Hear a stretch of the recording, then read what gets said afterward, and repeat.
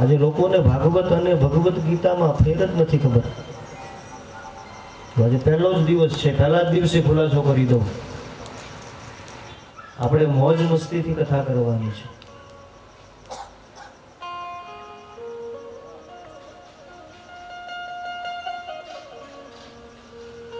જ્ઞાનની વાત પણ આવશે, હાસ્ય રસ પણ આવશે, કરુણ રસ પણ આવશે.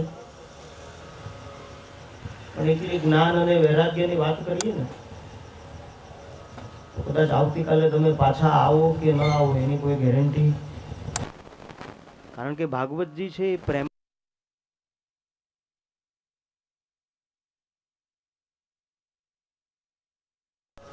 આજે પ્રથમ દિવસે કથાની ભલે શરૂઆત થાય છે, પણ જેમણે જેમણે જે પરિવારે અહીંયા પોતાના પિતૃઓના ફોટા મૂક્યા છે, એક વખત એને જોરદાર તાળી પાડીને વધાવીએ.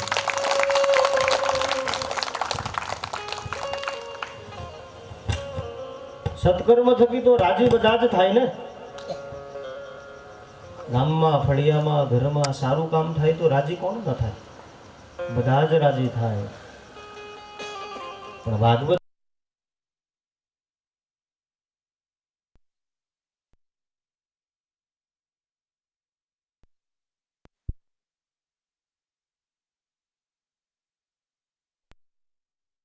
થકી આજે સૌથી વધારે જો કોઈ આનંદમાં હોય ને તો એ છે પિતૃઓ, જેના ફોટા અહીંયા મૂકવામાં આવ્યા છે. કારણ કે આ રસ છે.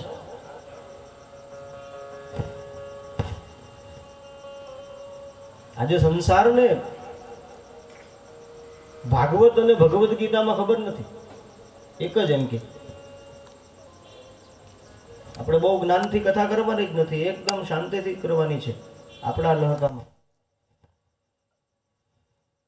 લોકો ભગવદ્ ગીતાને જ ભાગવત ગણે છે. નહીં, ભગવદ્ ગીતા એટલે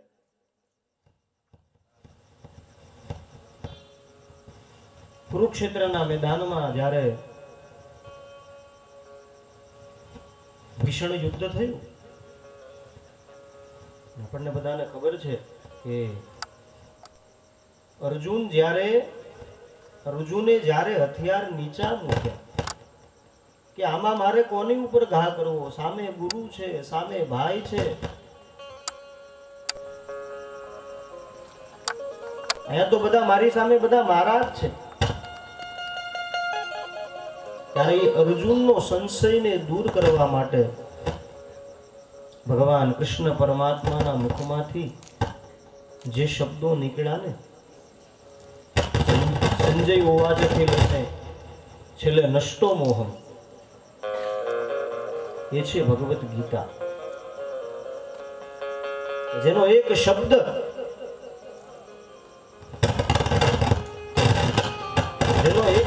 જો મનુષ્યના કાને પડી જાય તો એનું આખું જીવન બદલાય જાય. મંગળવાર છે ને આજે ગોપાલભાઈ? કયો વાર છે આજે? મંગળવાર છે ને આજે? મૃતભાઈ એક કામ કરીને આજે પહેલો જ દિવસ છે કે લીંબુ મરચું ઉતારીને જરાક ખાડીમાં ફેંકી આવજે.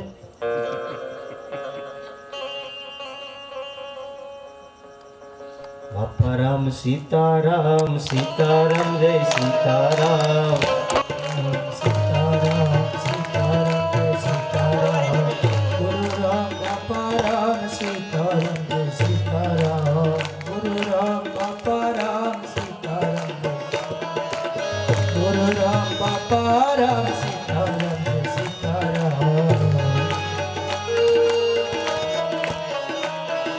બાપા રામ સીતારામ, સીતારામ જય સીતારામ,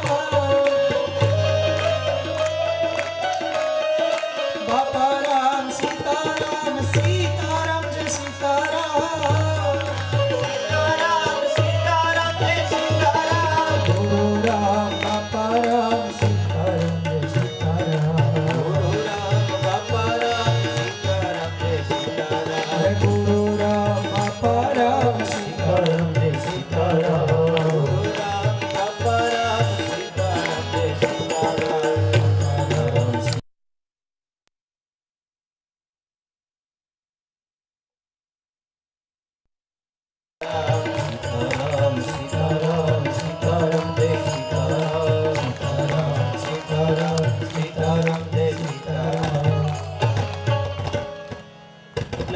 કુરુક્ષેત્રના મેદાનમાં જ્યારે અર્જુન પરવશ બન્યો અને એને સમજાવવા માટે, એના મોહને દૂર કરવા માટે ભગવાન કૃષ્ણ પરમાત્માએ જે ગીતાનું ગાન કર્યું એને કહીએ છીએ આપણે ભગવદ ગીતા.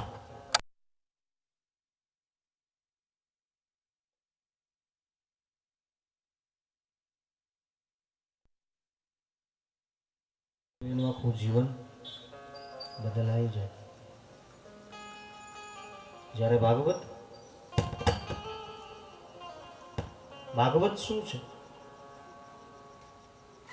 બહુ કરુણ ઘટના છે.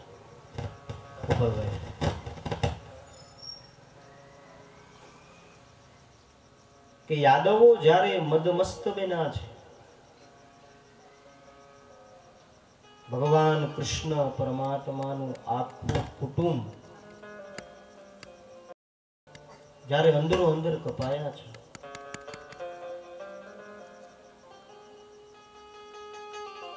સાહેબ તમે વિચારો તો ખરો, આખા સંસારને ભગવદ ગીતાનો બોધ આપનાર કૃષ્ણ પરમાત્મા પોતાના કુટુંબથી લાચાર બન્યો છે.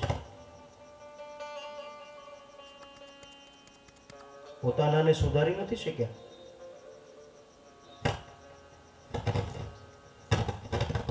યાદવો મદમસ્ત બન્યા છે, અંદરો અંદર લડાયા છે.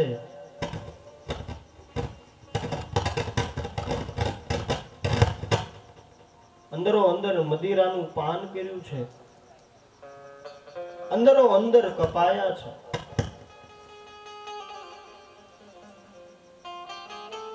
અંદરો અંદર કપાય અને યાદવો મેર્યા છે.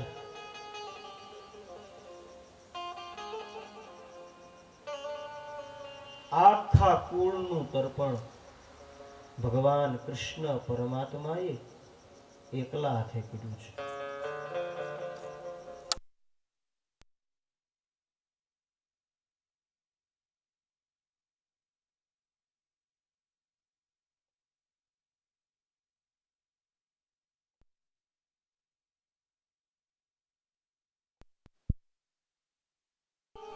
બેઠા છે. સોનાની દ્વારિકા એને ઉખાડી અને ભગવાને દરિયામાં ફેંકી દીધી છે. 125 વર્ષની ઉંમર. કેટલી? 125.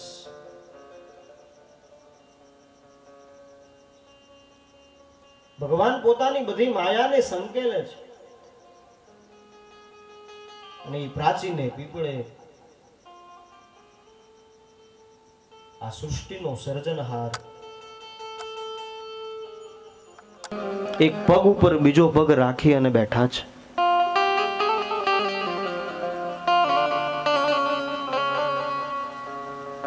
એક પગ ઉપર બીજો પગ રાખ્યો છે અને ભગવાન કૃષ્ણ પરમાત્માનું જે છેલ્લું દ્રશ્ય છે ને એ જોવા જેવું છે. હા, પગ ઉપર પગ મૂક્યો છે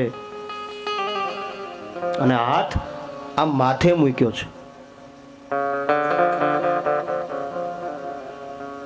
માણસ માથે હાથ ક્યારે મૂકે?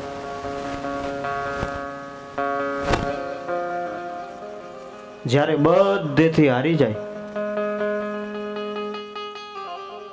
બધેથી જ્યારે માણસ હારી જાય ત્યારે અંતમાં માથે હાથ મૂકે. કોઈ વ્યક્તિ, કોઈ માણસ કંટાળી જાય તો શું કરે? આમ માથું પકડી લે ને. એમ કૃષ્ણ પરમાત્માએ પગ ઉપર પગ મૂક્યો છે, પોતાનો હાથ મસ્તક ઉપર મૂક્યો છે. આ ભગવાન કૃષ્ણ પરમાત્માનું છેલ્લું દર્શન. એવી કથા છે. ભગવાન કૃષ્ણ પરમાત્માના પગની અંદર જે આભૂષણ હતું, જે ચળકાટ મારતું હતું, પ્રાચીના પીપળે ચળકાટ જોઈ અને જરા નામના પારધીએ તીર છોડ્યું છે અને ઈ તીર સીધું ભગવાન કૃષ્ણ પરમાત્માના શ્રી ચરણની અંદર વાગે છે. જેવું શ્રી ચરણની અંદર એ તીર વાગ્યું,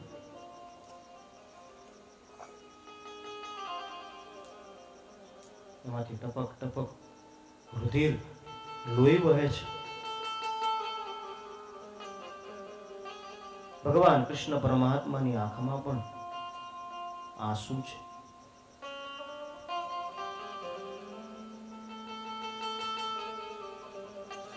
અને ઈ જરા નામનો પારધી દોડતો દોડતો આવી અને ભગવાન કૃષ્ણ પરમાત્માના ચરણોમાં રડતા રડતા દંડવત પ્રણામ કરે છે કે પ્રભુ,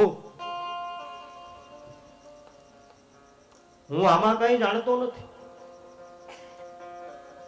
મને એમ કે પ્રભુ આ કોઈ હરણની આંખ છે, આ મૃગની આંખ છે, અને આ મૃગનો શિકાર કરવા માટે મેં આ તીર છોડ્યું હતું. હે કૃષ્ણ પરમાત્મા, મને નહોતી ખબર આ આપનું ચરણ છે. જરા નામનો ભારતી જયારે બહુ રડવા લાગ્યો ને, ભગવાન કૃષ્ણ પરમાત્માએ કીધું, બસ જરા શાંત થઈ જા.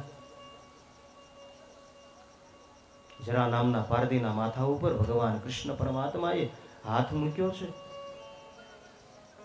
અને કીધું છે કે હે જરા, આમાં તારો કોઈ દોષ નથી. આ તો આપણો હિસાબ પૂર્ણ થાય છે.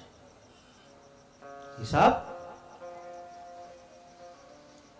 કયો હિસાબ પ્રભુ? મને તો કઈ યાદ નથી. ત્યારે કૃષ્ણ પરમાત્માએ કીધું કે જરા તને યાદ ન હોય, મને યાદ છે. આગલા જન્મમાં હું અયોધ્યાનો રાજા રામ હતો. અને તું કોણ હતો? તું સુગ્રીવનો ભાઈ વાલી હતો. તે મારું તો કઈ નતું બગાડ્યું ને, છતાં પણ મેં તને સંતાઈને તીર મારેલું. ઈ જન્મમાં મેં તને સંતાઈને તીર માર્યું, આ જન્મમાં તે મને તીર માર્યું. આપણો હિસાબ બરાબર. ભગવાન કૃષ્ણ પરમાત્માને સ્વધામ જવાની બસ છેલ્લી ઘડી.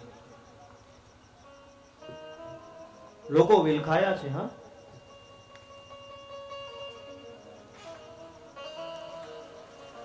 દોડ્યા છે લોકો ભગવાન કૃષ્ણ પરમાત્માની પાસે. હે કૃષ્ણ, હે કૃષ્ણ.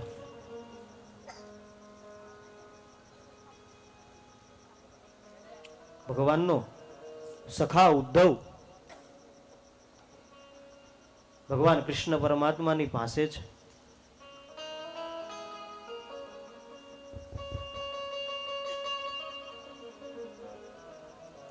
બધાએ જ્યારે ભગવાન કૃષ્ણ પરમાત્માની પાસે આવી રડવા લાગ્યા ને, ત્યારે કૃષ્ણ પરમાત્માએ કીધું કે બસ હવે હું આ લોક મારું યુગ કાર્ય સંપન્ન થયું ને, બસ હવે હું સ્વધામ જાઉં છું. અને જ્યાં સ્વધામની વાત કરીને સાહેબ, એ ઉદ્ધવની આંખમાંથી ટપક ટપક આંસુઓની ધાર વહી છે.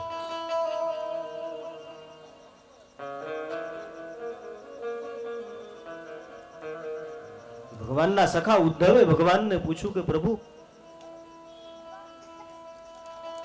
પ્રભુ તમે જ આવ છો, તમે જતા રહેશો તો પછી અમારો સહારો શું? અમારે કોના સહારે જીવવું?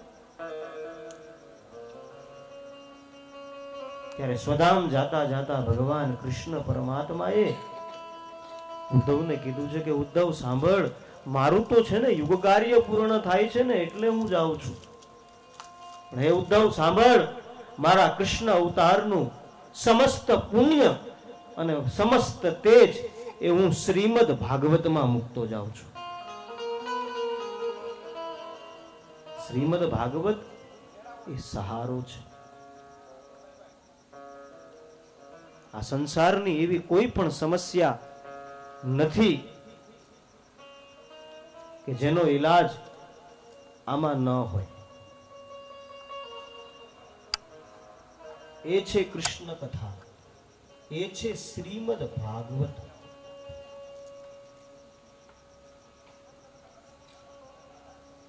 પ્રેમની કથા છે, વૈરાગ્યની કથા છે, આંસુની કથા છે.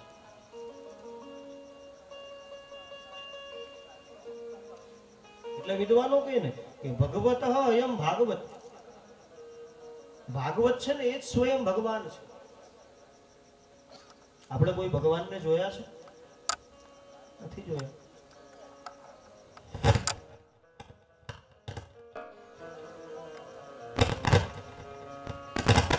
આપણે કોઈ ભગવાનને જોયા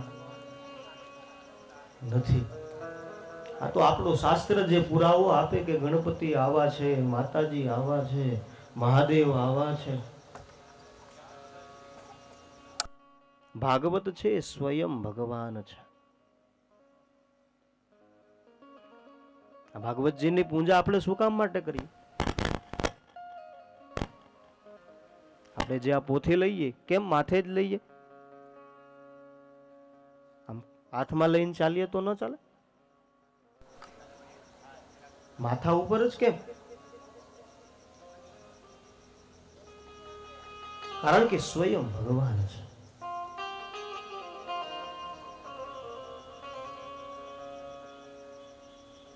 રામાયણની અંદર જ્યારે ભગવાન રામે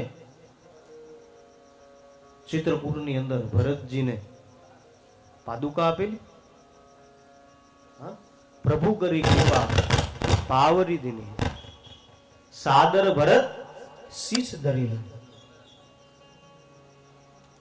ભગવાન રામે જ્યારે ભરતને બહુ સમજાયો અને માનવાને જ્યાં ભરતજી અયોધ્યા જવા માટે તૈયાર થયા ત્યારે ભગવાન રામને એમ થયું કે આ મારો પ્રેમી છે, મારો ભાઈ છે, આને મારે ખાલી હાથ થોડો મોકલાય. ભગવાન રામે શું કર્યું? એની જે ચરણ પાદુકા હતી ને એ ચરણ પાદુકા એમણે ભરતજીને આપી છે. અને કથા આપણને બધાને ખબર છે કે એ ચરણ પાદુકા જ્યાં ભગવાન રામે ભરતજીને આપી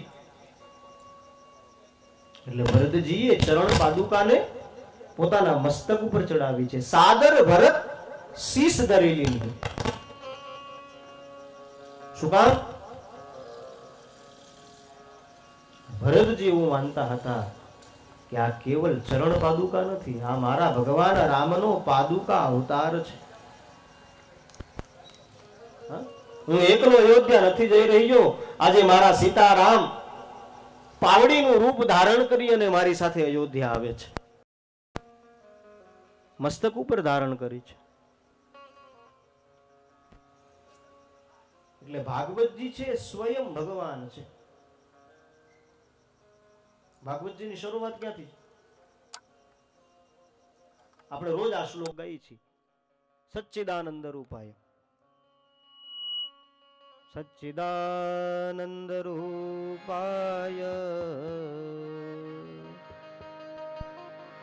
વિશ્વોત્થાર્થિદેતવે તાપત્રય વિનાશાય શ્રી કૃષ્ણાય વયમ નમઃ. સચ્ચિદાનંદ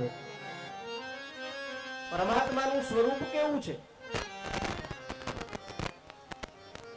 કે સત, ચિત અને આનંદ. સચ્ચિદાનંદ. તાપત્રય વિનાશાય.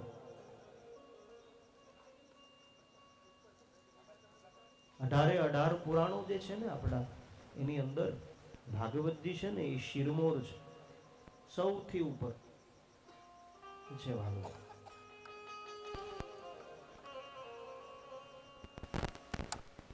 અને બીજું, એક આસને બેસી અને કથા સાંભળવાનો મહિમા છે. હા, કથા સાંભળવા માટે બેઠા છીએ તો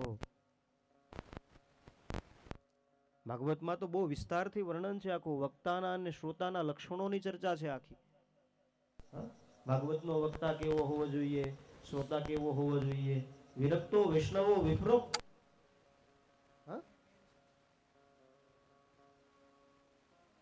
એક આસને બેસી અને કથા સાંભળવાનો મહિમા છે. આજે મારી તમારી ભક્તિ જે રંગ નથી લાવતી ને, આજે મારી તમારી ભક્તિ જે નિસ્તેજ બની છે ને, એનું કારણ ક્યાંક આમાં જ છે.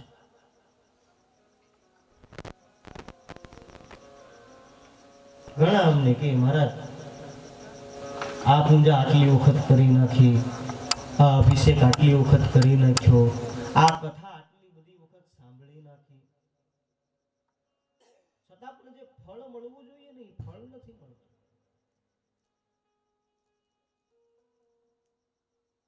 સાહેબ, આ ભાગવતજીની કથા એવી કથા છે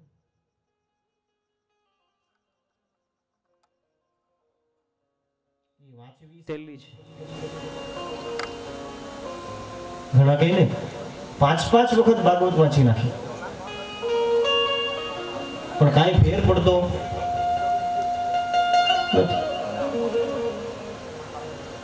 વાંચી નાખી, વાંચી નાખી, વાંચતા ગયા નાખતા ગયા, પાસે કાંઈ રાખ્યું નહીં.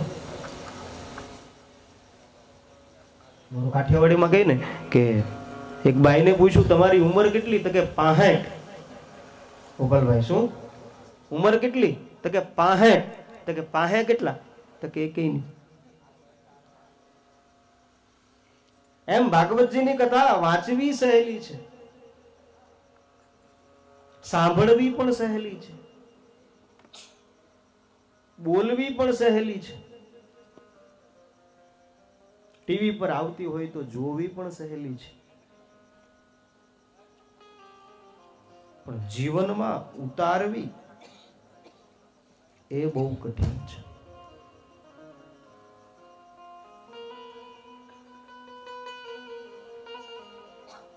ભાગવતજીની કથા એ માણસના જીવનની કથા છે.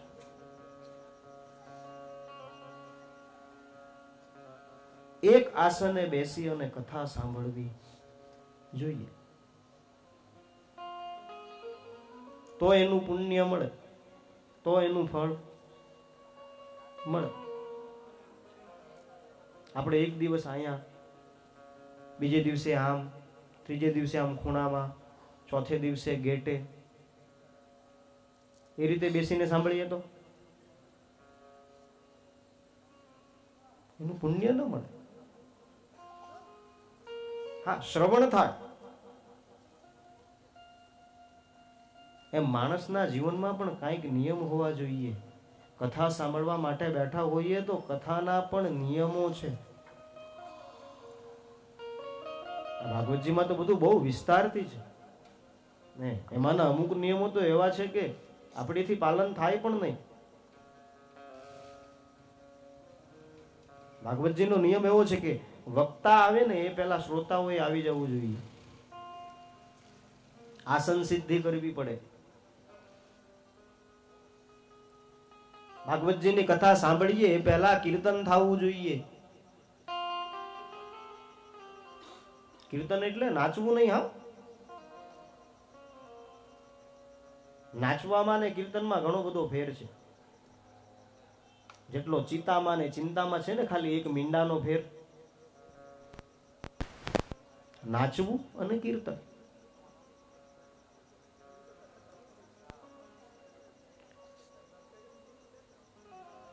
ભરી બજારની અંદર આપણા મિત્રના લગ્નનો વરઘોડો નીકળ્યો હોય, બપોરના 2 વાગે, અને એ ડીજે ચાલતું હોય કે ઓર્કેસ્ટ્રા કે જે કંઈ ચાલતું હોય સંગીતનું, બરોબર, અને એ ડીજેના તાલમાં કે ઓર્કેસ્ટ્રાના તાલ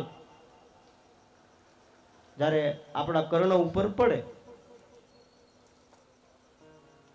અને અંદરથી જે કંઈ થાય, જે કંઈ બહાર નીકળે છે, ઈ છે નાચવું. શું છે? નાચવું. જ્યારે કીર્તન,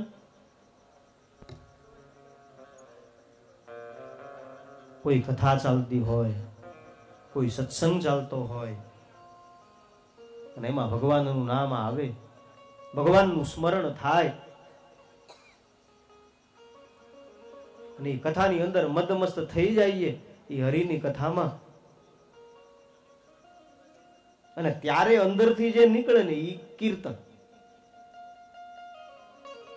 આ તફાવત છે નાચવામાં અને કીર્તનમાં.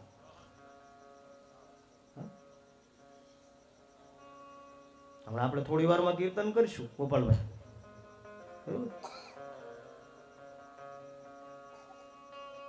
ભાઈએ કીધું ને શરૂઆતમાં, જેટલી કથા જરૂરી છે એટલું જ કીર્તન જરૂરી છે. કીર્તનાત કથા સફલમ ભવેત, ભાગવત કહે છે. કથા સફળ ક્યારે થાય? કીર્તન થાય ત્યારે. મારો કહેવાનો મૂળ ભાવાર્થ ખાલી એટલો જ છે કે એક આસને બેસી અને કથા સાંભળવી જોઈએ. આજે અમારું આસન આયા છે તમારી સામે. આપણે એવું કરીએ તો કાલે આપણે આ ખૂણામાં મૂકી દઈએ તો ચાલે કે? પરમ દિવસે ગેટ પાસે, ચોથે દિવસે કૃષ્ણ જન્મ, માણા બી થાહે, ત્યારે આ બાજુ ગોઠવી દઈએ તો ચાલે કે નહીં ચાલે? કેમ? આસન સિદ્ધિ જોઈએ. અને આસન સિદ્ધિ ક્યારે આવે? જીવનમાં સ્થિરતા હશે ને તો જ આસન સિદ્ધિ આવશે. આજે કળિયુગની અંદર સાહેબ, આ કળિયુગની અંદર કેવલ 5 વખત તમે પરમાત્માનું નામ લ્યો ને તો પણ ભક્તિ થયેલી ગણાય. ઘણી વખત મેં કીધું છે, આપણે શ્વાસ કેટલી વખત લઈએ?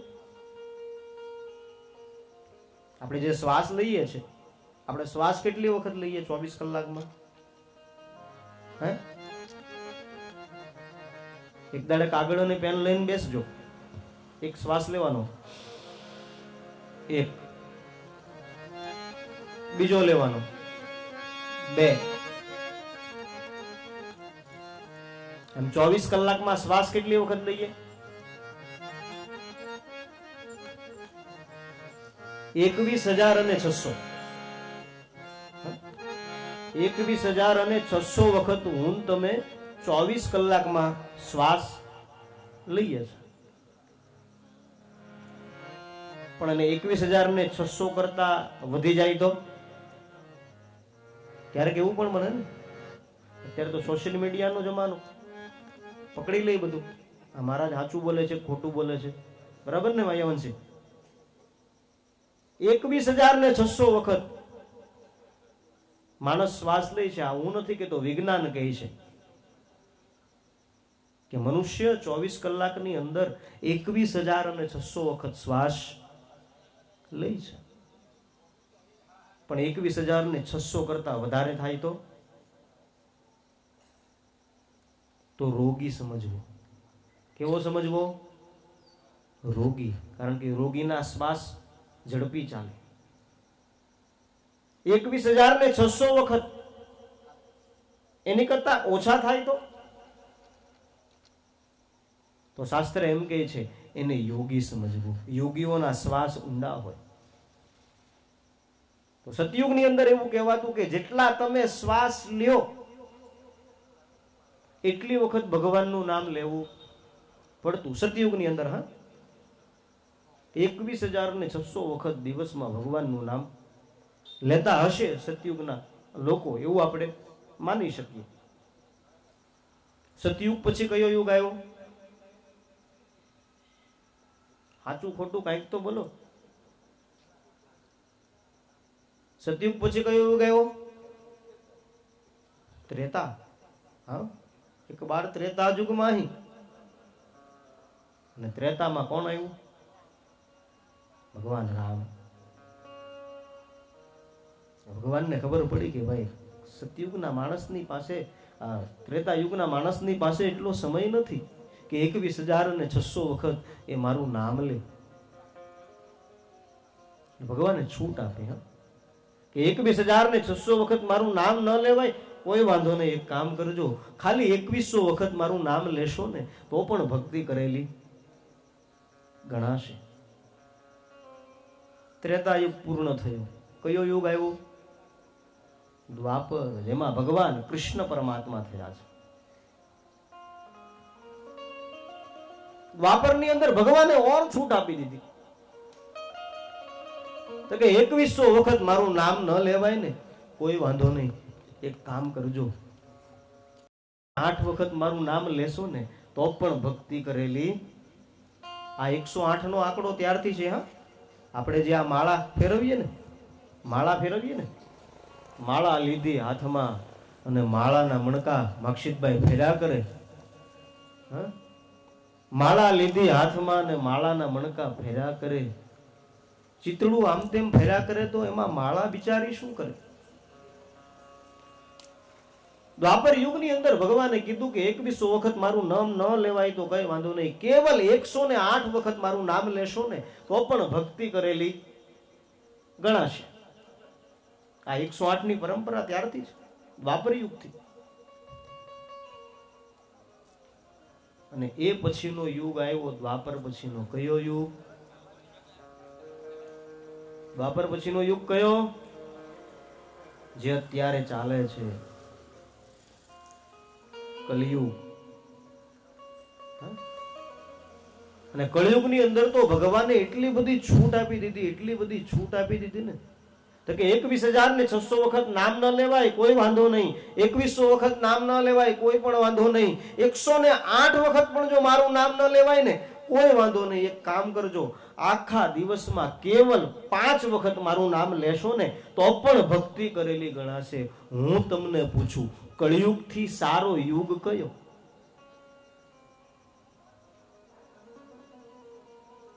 ઘણા એમ કહે ને ઘોર કળિયુગ. કેવો કળિયુગ આવ્યો છે, કેવો કળિયુગ આવ્યો છે. હું તમને પૂછું, આ કળિયુગ થી કોઈ સારો યુગ ખરો? કેવળ 5 વખત તમે ભગવાનનું નામ લ્યો ને તો પણ ભક્તિ કરેલી ગણાય. અને કળિયુગ તો કેવલ ખાલી નામ તમે લ્યો ને, કળિયુગની અંદર તો ખાલી તમે પ્રભુનું નામ લ્યો ને એ જ ભક્તિ છે. કલયુગ કેવલ નામ આધારા,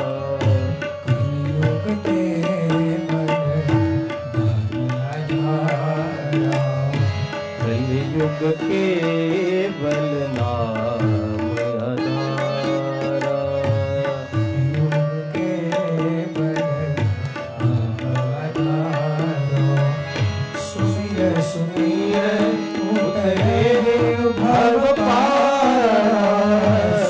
કલયુગ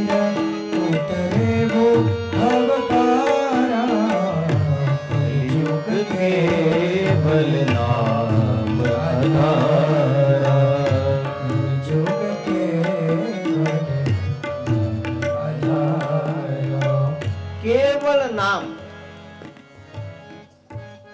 કેવલ પ્રભુનું નામ લ્યો, એનાથી મોટી કોઈ ભક્તિ નથી. અને કળિયુગમાં ભગવાને કેટલી છૂટ આપી છે. હા, ખાલી 5 વખત ભગવાનનું નામ લ્યો ને તો પણ ભક્તિ કરેલી ગણાય. પણ અફસોસ,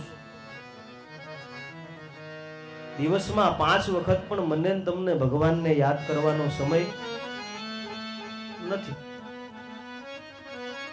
મને તમને એ સમય નથી ને બીજા ધર્મ વાળાએ પકડી લીધું. હા,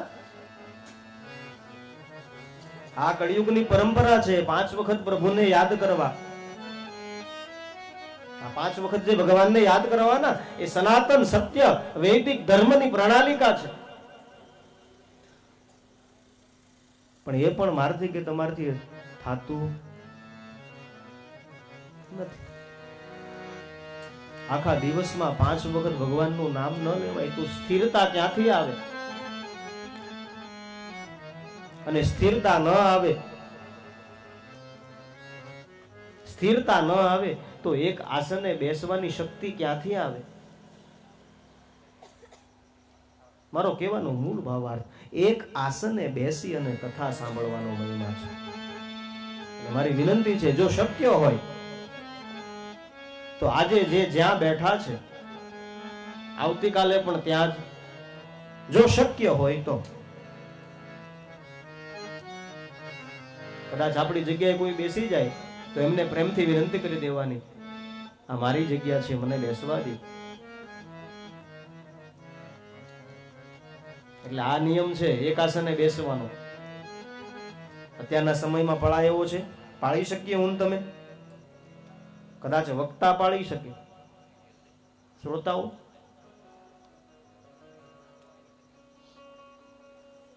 આજે અહીંયા, કાલે ત્યાં, પરમ દિવસે બીજી જગ્યાએ. કઠિન છે. હા,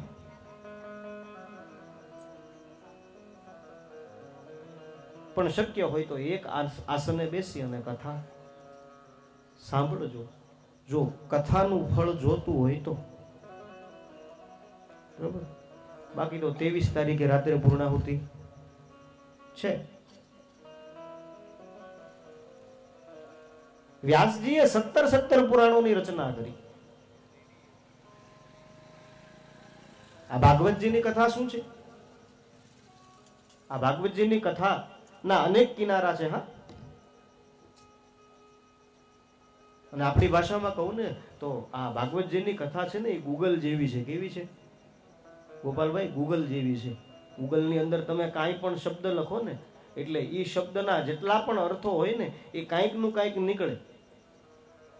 એકમાં જાવ તો એકમાંથી અનેક, બીજામાં જાવ તો બીજામાંથી અનેક, તમે બહાર જ ન નીકળી શકો. એ છે ભાગવતજીની કથા. એવું કહેવાય છે કે આ ભાગવતજીની કથા ભગવાન આદિ નારાયણે સૌ પ્રથમ બ્રહ્માજીને સંભળાવેલી. ભગવાન આદિ નારાયણે બ્રહ્માજીને સંભળાવેલી. ઈ બ્રહ્માજીએ આ કથા નારદજીને સંભળાવી. કથામાં આવશે આગળ. ઈ નારદે આ કથા ભગવાન વેદ વ્યાસજીને સંભળાવી. અને એ વેદ વ્યાસજી દ્વારા એમના પુત્ર સુખદેવજી મહારાજને આ કથા મળી.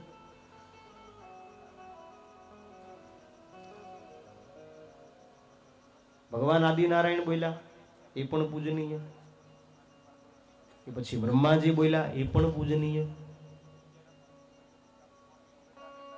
નારદજી બોલ્યા એ પણ પૂજનીય,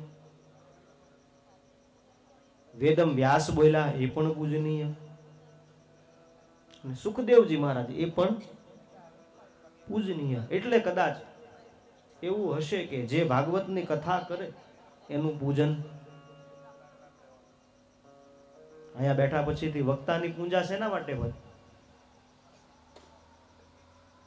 તો શાસ્ત્ર એમ કહે છે કે ભાગવતજીની કથા કરનારો કોઈ મનુષ્ય ન હોઈ શકે. જે ભગવાનની કથા કહે ને એ સાક્ષાત બ્રહ્મ છે, સાક્ષાત નારાયણ છે. એટલે આપણે જે કથાકારો હોય એને આપણે હાર પહેરાવીએ, ચાંદલો કરીએ, એમને પગે લાગીએ. અને આ તો સાક્ષાત ભગવાન જ છે ભાગવતજી પોથીના સ્વરૂપમાં, એટલે એનું પૂજન કરીએ. તો આ વ્યાસજીએ 17 પુરાણોની રચના કરી. પણ એમને જે અંદરથી શાંતિ મળવી જોઈએ ને એ શાંતિ ન મળી. અને આ પ્રશ્ન કેવળ વ્યાસજીનો નથી. હા, આ મારો ને તમારો બધાનો આ જ પ્રશ્ન છે. આજે માણસને જરૂર છે નહીં, પૈસાની. હું ઘણી વખત કહું છું કે આ સંસારમાં સૌથી સુખી કોણ?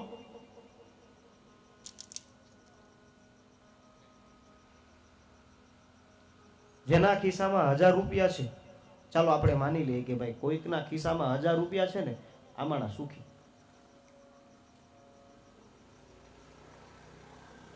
જેના ખિસ્સામાં 1000 રૂપિયા છે એ સુખી. ઈ એમ વિચાર કરે કે હવે આના લાખ ક્યારે થાય? તો શું જેના ખિસ્સામાં લાખ રૂપિયા છે એ સુખી? જેના ખિસ્સામાં લાખ છે એ એમ વિચારે કે હવે આના કરોડ ક્યારે થાય? તો શું જેના ખિસ્સામાં કરોડ રૂપિયા છે એ સુખી નહીં? સંસારમાં કોઈ પૂર્ણ સુખી નથી.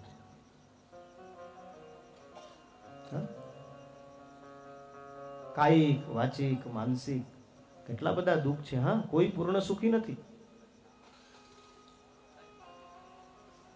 ઘણા દુઃખ એવા હોય કહી શકાય, ઘણા અંદરના દુઃખ હોય જે ના કહી શકાય. આપણે કહીએ ને ફલાણા ભાઈ તો બહુ સુખી, પણ એ ફલાણા ભાઈ જ જાણતા હોય કેટલા સુખી.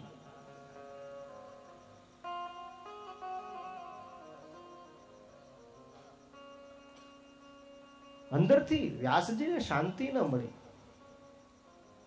અને આ પ્રશ્ન કેવળ વ્યાસજીનો નથી, મારો ને તમારો બધાનો પ્રશ્ન છે. અંદરથી શાંતિ મળી હોય એવા કેટલા છે?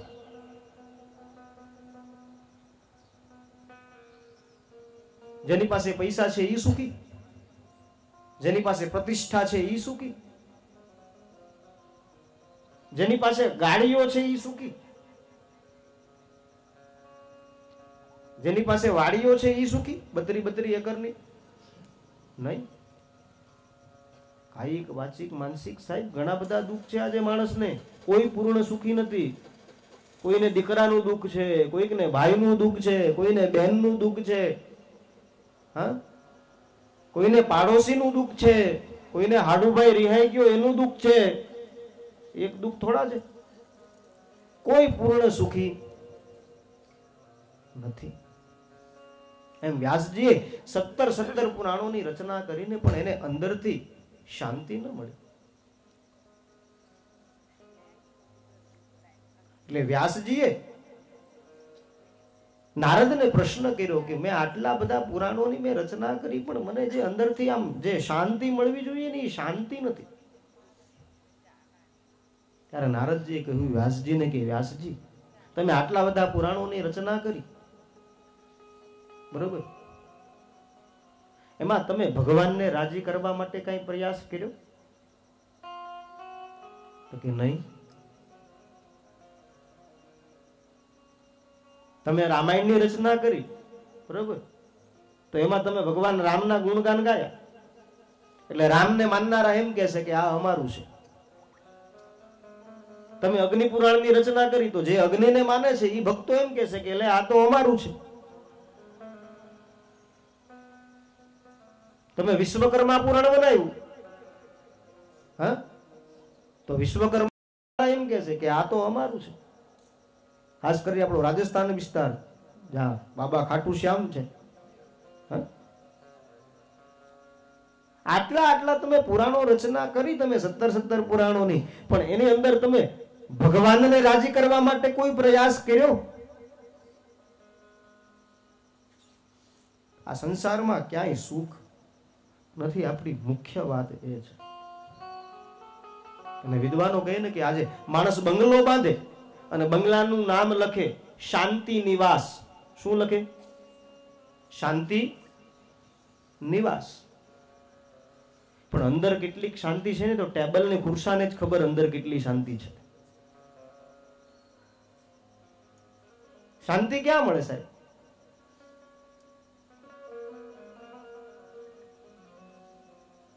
શાંતિ બજારમાં વેચાતી મળે? વેચાતી મળે તો પૈસા વાળા આપણો વારો હેનો આવવા દે?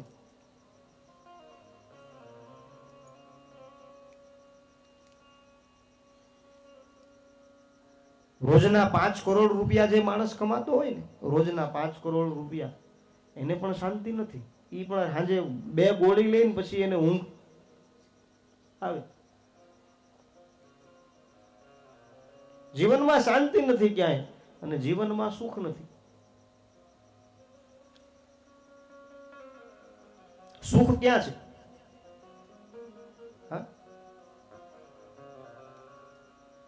ઘણા જ્ઞાનની ને વૈરાગ્યની વાત કરે ને, ભાગવતની કથા જ્ઞાનની અને વૈરાગ્યની ને એ જ કથા છે. હમણાં ભાગવતના શ્લોક બોલવા મળું તો હમણાં તમે વગાહા ખાવ.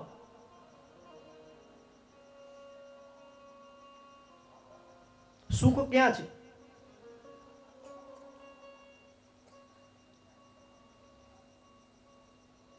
આ સંસારમાં સાહેબ તમે જ્યાં દ્રષ્ટિ કરો ને ત્યાં બધે જ સુખ છે.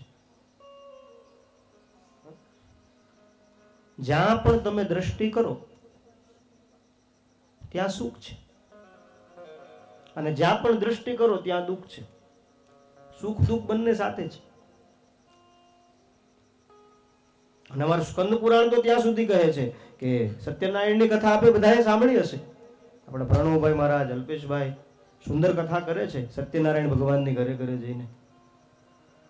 એમાં પહેલા અધ્યાયની અંદર એવી કથા આવે ને, નારદ મુનિ જયારે પૃથ્વી પર આવ્યા પછી બધાને એને દુઃખી જોયા, અને એમ થયું કે આ બધાનું દુઃખ દૂર કરવા માટે કઈ ઉપાય શોધવો જોઈએ. ને વૈકુંઠમાં ભગવાન નારાયણની પાસે ગયા, અને જયારે નારાયણ ભગવાનને રજૂઆત કરી કે હે પ્રભુ, પૃથ્વી પર આજે દરેક મનુષ્ય દુઃખી છે, તમારી કૃપા હોય તો આ લોકોનું દુઃખ કઈ રીતે દૂર થાય એવો કઈ ઉપાય બતાવો. ત્યારે ભગવાન નારાયણે શું કહ્યું છે? સૌ પ્રથમ કે નારદજી, લોક કલ્યાણ કરવાની ઈચ્છાથી આપે ઉત્તમ પ્રશ્ન પૂછ્યો છે, પણ સાંભળો, સુખ દુઃખ નામનું કોઈ તત્વ મેં બનાવ્યું નથી.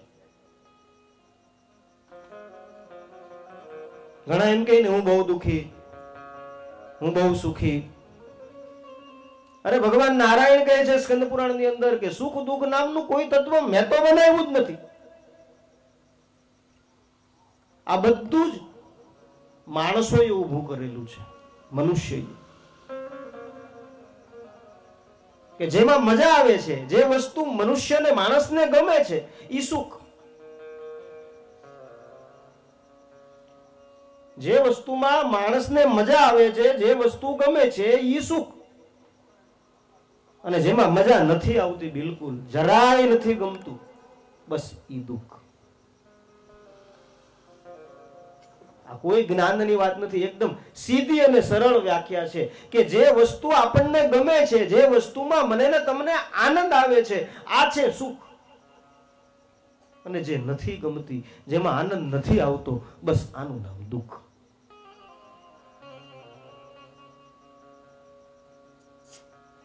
સંસારમાં જ્યાં પણ દ્રષ્ટિ કરો ને ત્યાં બંને છે, સુખ અને દુઃખ બંને. વિશ્વંભરીની સ્તુતિમાં માતાજીને કીધું ને, બ્રહ્માંડમાં અણુ અણુ મહિવાસ તારો, શક્તિ ન માપ ગણવા અગણિત માપો, મમ પાહ્યો ભગવતી ભવદુઃખ કાપો. કે હે માં, સંસારની અંદર એવું કોઈ સ્થાન નથી કે માં જેમાં તારો વાસ ન હોય. સંસારમાં બધે જ માનો વાસ છે. સંસારમાં તમે જ્યાં પણ દ્રષ્ટિ કરો ને, એ કણે કણમાં ભગવાનનો વાસ છે. સંસારના કણે કણની અંદર ભગવાન શ્રી હરિનો વાસ છે. અને સંસારના કણે કણની અંદર તમે જેને શોધો છો ને, એ બંને છે, સુખ પણ છે અને દુઃખ પણ છે. આજે માણસ સુખને શોધે છે. સુખ છે ક્યાં?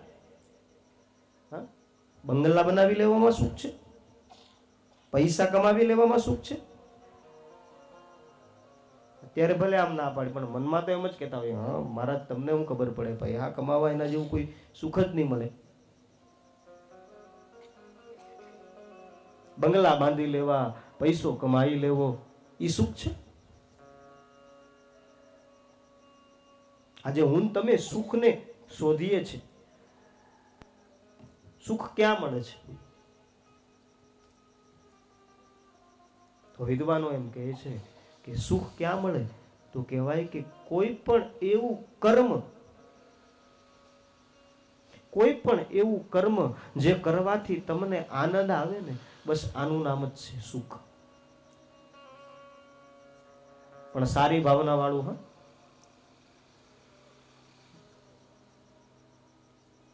મને ઈચ્છા થઈ જાય આ સાઉન્ડ વાળો ક્યારનો વિસલ વગાડે છે, આને એક થાપટ મારી દઉં. મને મનમાં એવો વિચાર આવે છે, બરાબર છે, અને આ તો ઉદાહરણ આપું છું. અને કદાચ હું મારી પણ દઉં તો મને જે આવે અંદરથી ઈ સુખ.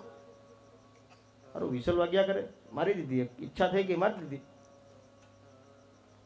કોઈના સારા માટે, કોઈના ખરાબ માટે નહીં. હા, સુખ અને દુઃખ બંને આપણા હૃદયસ્થ જ છે, ખાલી એને કાઢો.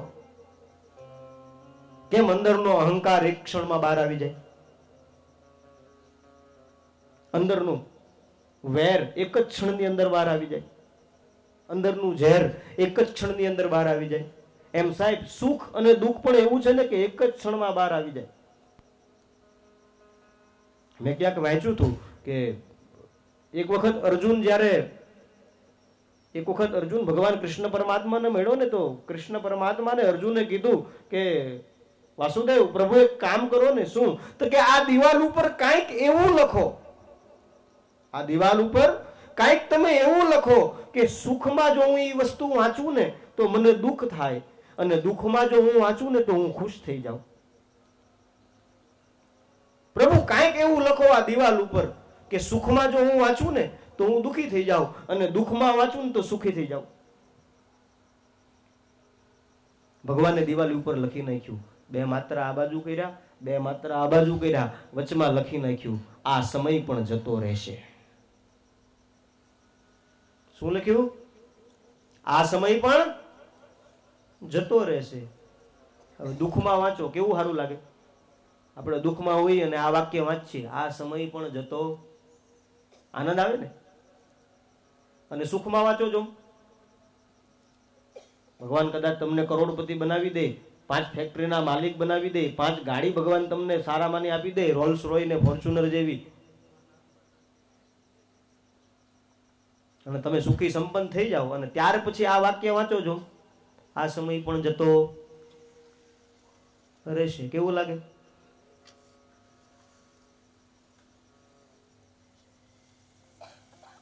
કહેવાનો મૂળ ભાવાર્થ સુખ ક્યાં છે? સુખ સાહેબ કેવલ પ્રભુના નામમાં છે, પ્રભુના કીર્તનમાં છે, પ્રભુના સ્મરણમાં છે. એટલે તો કબીરજીએ કીધું ને, જો સુખ મિલતા રામ ભજન में, जो सुख मिलता राम भजन में, जो सुख मिलता राम भजन में, सो सुख नाहि मेरे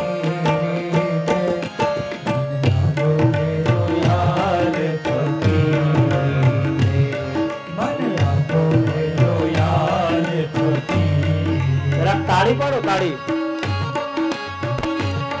હા, જરા હાથને તકલીફ આપો, થોડી ઠંડી પણ છે.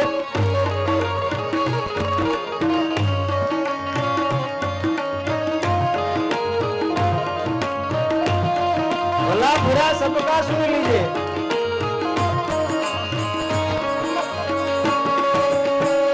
भला बुरा सबका सुन लीजे.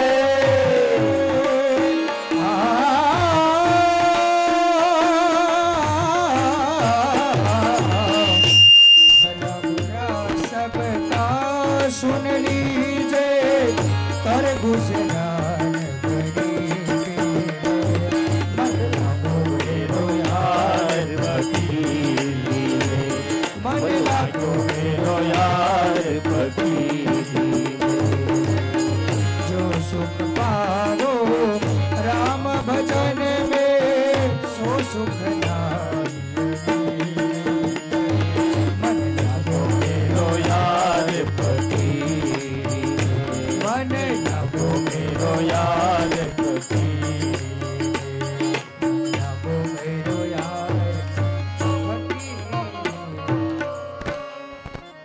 सुख मिलता राम भजन में, वो सुख नाही अमीरी में।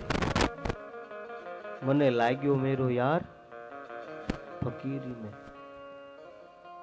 પણ ગોપાલભાઈ આનો છેલ્લો અંતર જે છે ને એ મને બહુ ગમે છે, પેલા ગાવો નથી એમને બોલી જાય, आखिर ये तन खाक में मिलेगा, क्यों फिरत मजबूरी में। સુખ છે ક્યાં? આપણી ભીતર જ સુખ છે। મહારાષ્ટ્રની અંદર તુકારામ મહારાજ થઈ ગયા, કદાચ આપને પરિચય હોય ન હોય। એને તો શું કીધું છે?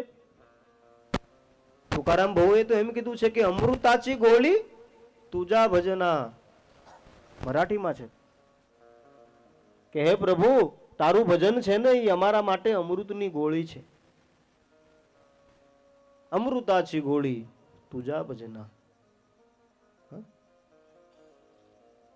સાહેબ આજે હું તમે દાવો કરીએ ને કે આ બંગલો મારો, આ વાડી મારી, આ મોટર મારી, આ ગાડી મારી, દાવો કરીએ ને આપણે કે આ મારું,